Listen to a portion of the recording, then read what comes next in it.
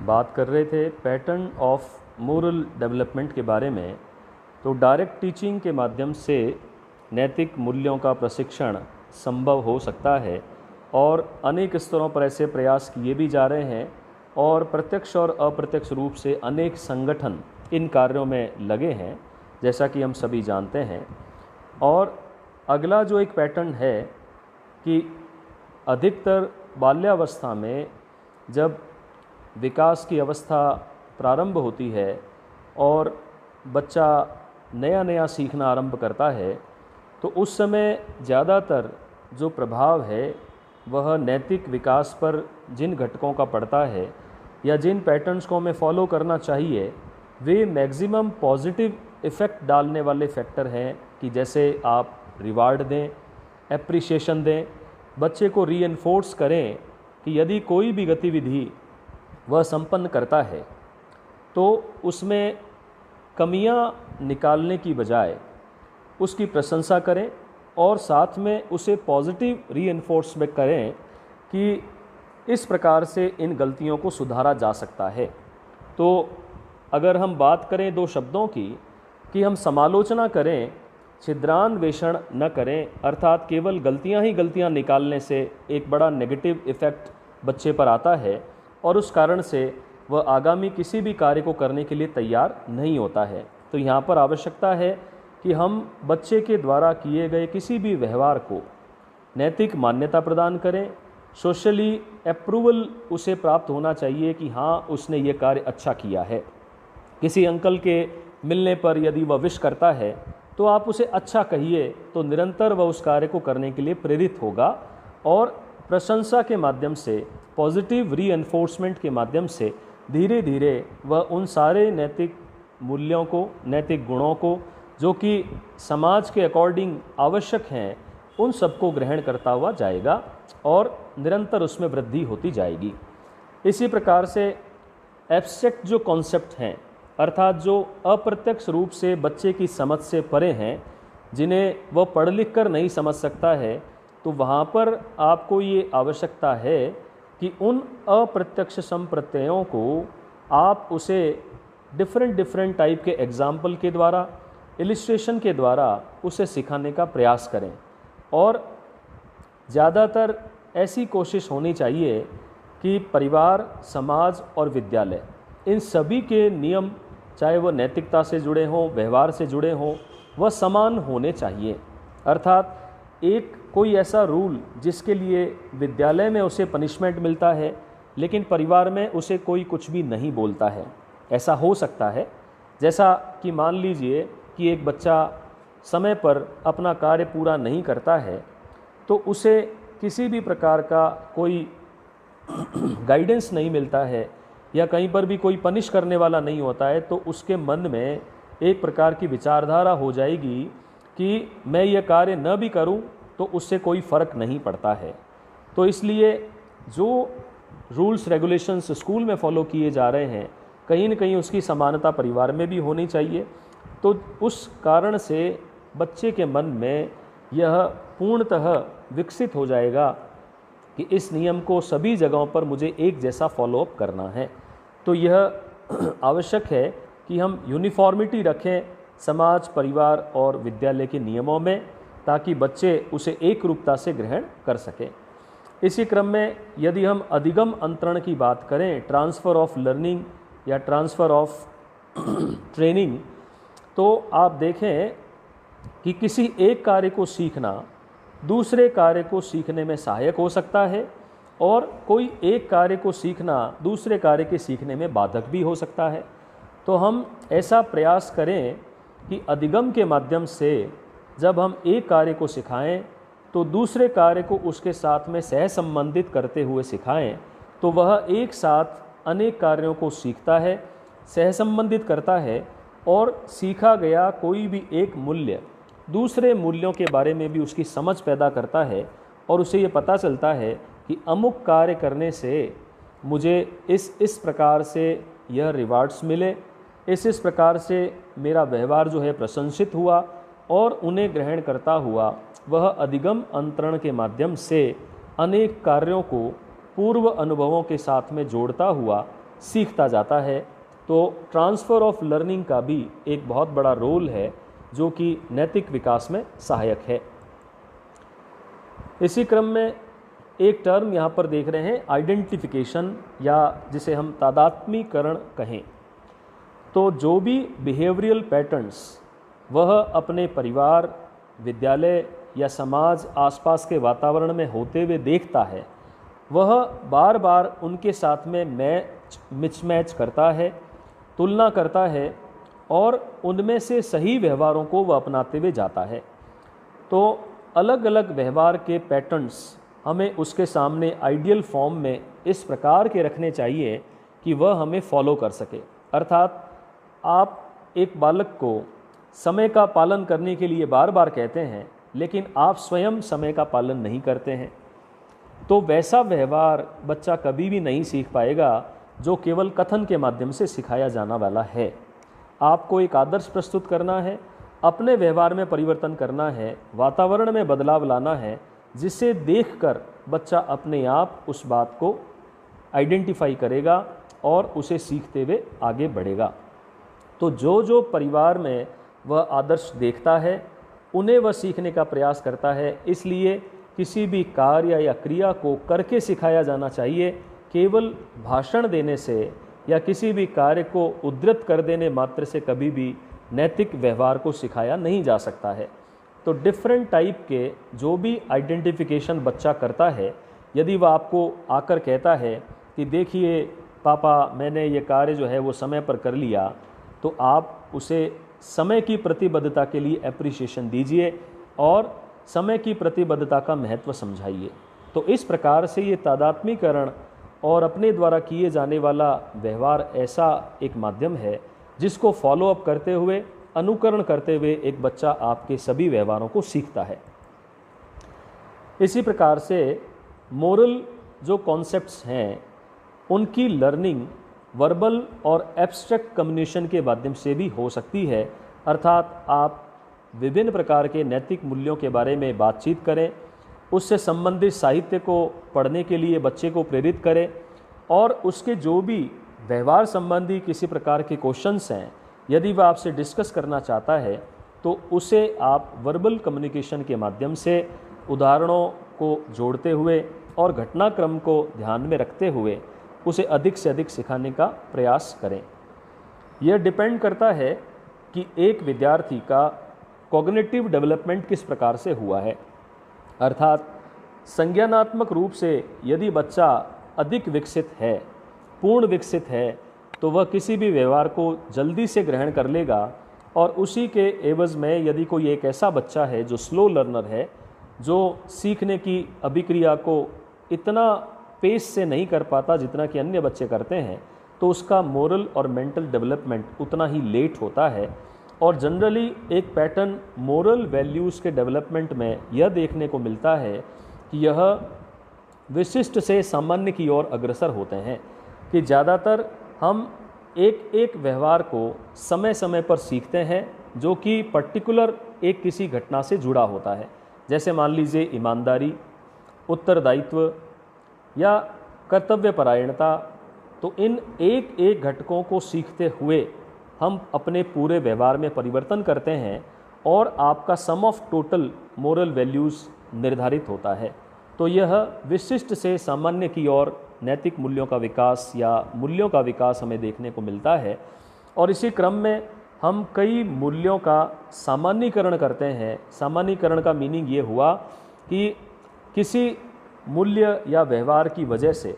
यदि आपके साथ में किसी प्रकार का नुकसान हुआ, तो आप वैसी परिस्थिति आने पर उस मूल्य को नहीं अपनाएंगे और उसे छोड़ेंगे। और इसी क्रम में यदि आपको किसी प्रकार के व्यवहार से लाभ हुआ, आपको एप्रिसिएशन मिला, तो आप उसे ग्रहण करते जाएंगे और वैसी ही परिस्थितियां समान आने पर आप उसी प्रकार का व्यवहार करेंगे जो कि आपने पूर्व में किया है। तो एक ऐसी प्रक्रिया को हम सामान्यीकरण कहते हैं कि आप एक परिस्थिति में सीखे गए किसी भी सार्थक मूल्य को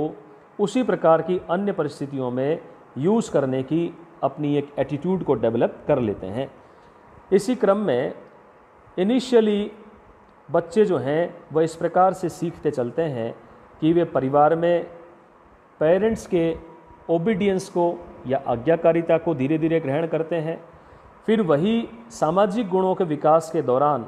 सहयोगात्मक रुख में बदल जाता है जब वह पीयर ग्रुप्स के साथ में, अपने दोस्तों के साथ में खेलते हैं, उनके साथ में एडजस्ट होते हैं, उनकी भावनाओं की कदर करते हैं और कोऑपरेट करते हुए समूह में समायोजित होते जाते हैं। और कहीं न कहीं इस कारण से उनमें विनम्रता का भाव भी अक्सर पैदा होता है कि आप देखें कि एक उदाहरण से हम इसे समझें कि अधिकतर जिस घर में एकाकी संतान है तो उस बच्चे में उतना कोऑपरेशन, उतना सहयोग की भावना, पेशेंस की भावना नहीं आ पाती है जितना कि एक संयुक्त परिवार में, अधिक बड़ा परिवार होने से एक बच्चे में आ पाती है। उसका कारण यही है कि वह जब तक समूह में नहीं जाता है तब तक उसमें समायोजन की प्रवृत्तियां विकसित नहीं होती है और वह यह सोचता है कि मैं जो कहता हूँ, मैं जो करता हूँ वही सही है। तो इस प्रकार से ये एक जनरलाइज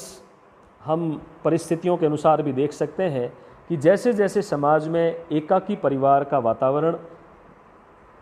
बढ़ता जा रहा है तो वैसे वैसे लोगों में पेशेंस, एक दूसरे को सहन करने की जो क्षमता, कोऑपरेशन, इन सब का अभाव प्रायः पाया जाने लगा है। तो इस प्रकार से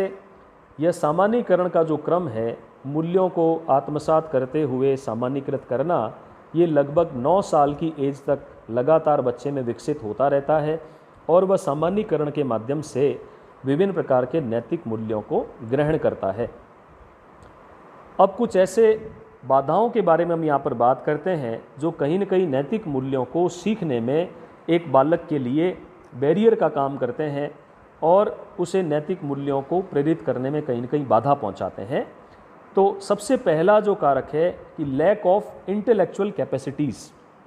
कि कोई भी व्यक्ति जब शिक्षा ग्रहण न करे या ऐसा कह दीजिए कि किसी की संगति में अच्छे गाइडलाइंस के साथ में, अच्छे संगति के साथ में न रहे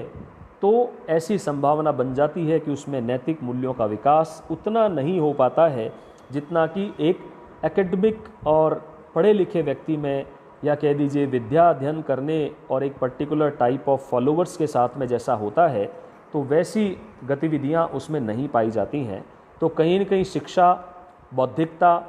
और गाइडलाइंस की आवश्यकता है मॉरल वैल्यूज़ के डेवलपमेंट के लिए। इसी प्रकार से एक बड़ी बाधा यह होती है कि परिवार और विद्यालय के नैतिक मूल्यों में अंतर पाया जाना। जैसा कि मैंने आपको बताया कि विद्यालय में जिस कार्य के लिए एप्रिसिएशन मिलता है,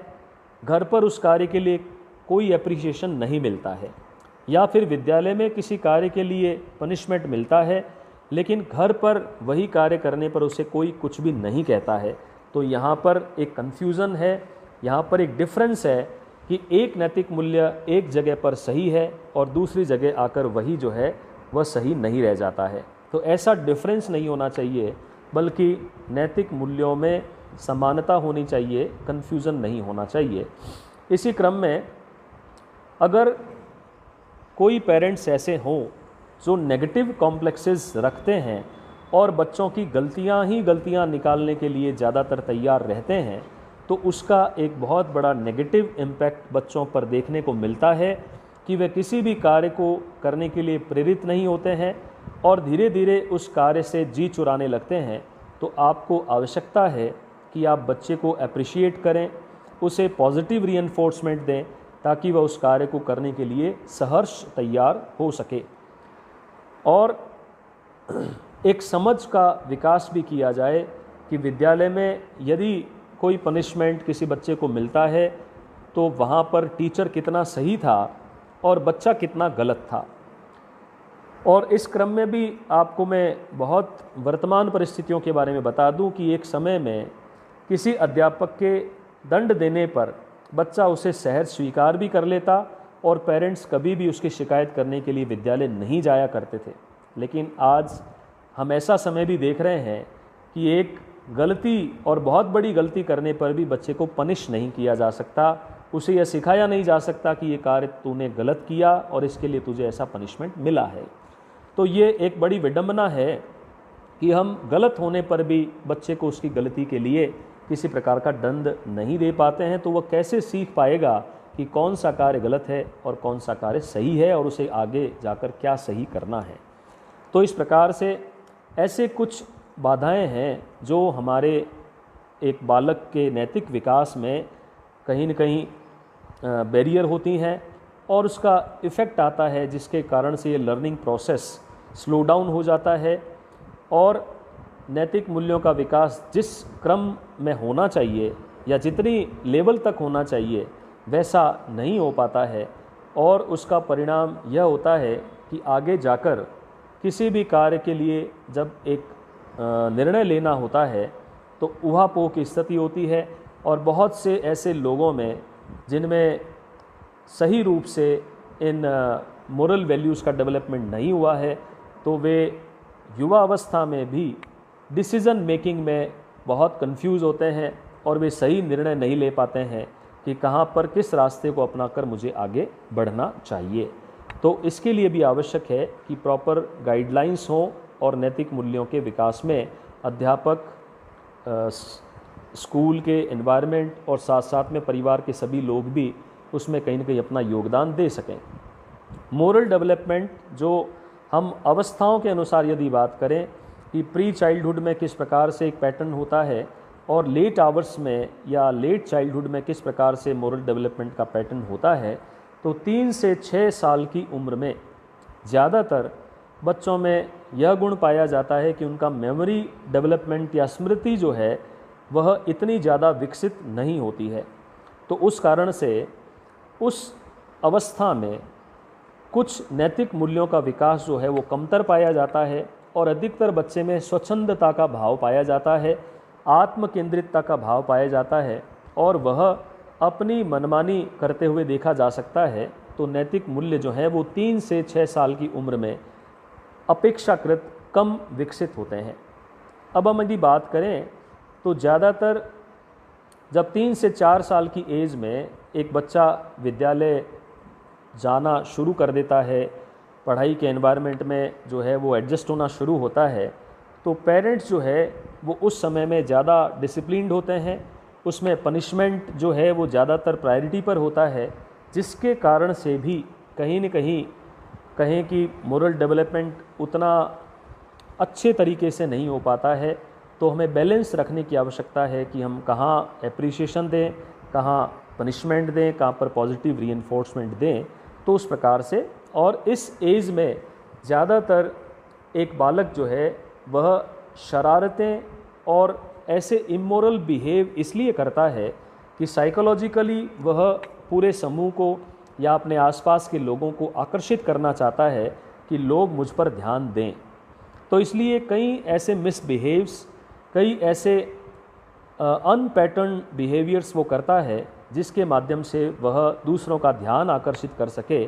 तो कुछ ऐसे नैतिक व्यवहार इस भावना की वजह से भी होते हैं कि वह अन्य लोगों को अपनी ओर आकर्षित करने के लिए ऐसे व्यवहारों को